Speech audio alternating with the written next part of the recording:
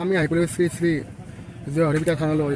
আহক আমি ভিডিঅ'টো চাওঁ, সকলোৱে আৰম্ভ কৰোঁ, ভিডিঅ'লৈ সময় যায়। আহক আমি ইয়াৰ পৰা কিছুমান চাকি ধূপ লওঁ।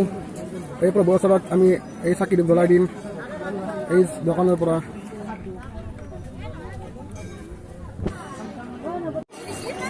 প্ৰথমতে দেখুৱাইছোঁ যে বন্তি প্ৰজ্বলন, বন্তি চাকি চাওক কেনেকৈ চাকি জ্বলাই আছে। ইয়াত চাকি জ্বলাই চাওক, দেখুৱাইছোঁ আপোনালোকক চাকি জ্বলোৱা মুহূৰ্ত কেইটামান চাওক। এই মন্দিৰটোত কেনেদৰে মানুহ ভৰ্তি হৈ পৰিছে, সম্পূৰ্ণ ভৰ্তি হৈ দেখুৱাইছোঁ মন্দিৰটো আপোনালোকক। এই মন্দিৰটো আপোনালোকক সম্পূৰ্ণকৈ দেখুৱাইছোঁ। চাওক বুট খুৱাই আছে। এইটো হৈছে শ্ৰী শ্ৰী গৰখীয়া মন্দিৰ।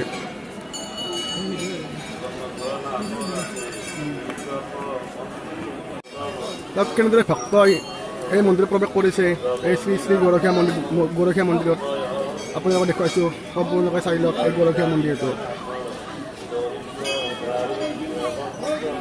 কেনেকৈ মানুহ অহা যোৱা কৰি আছে চাওক এই মন্দিৰটোত, সম্পূৰ্ণ মানুহ।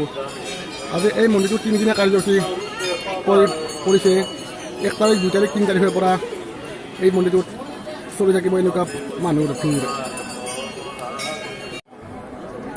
এই প্ৰভুৰ এই মন্দিৰটোৰ ওচৰলৈ মন্দিৰৰ লগত আহিছে চাওক। এই মন্দিৰত কেনেকৈ আকাশত হৈছে চাওক। এই মন্দিৰবিলাক মোৰ ঘৰে নিশ্চয় ঘৰে মন্দিৰবিলাক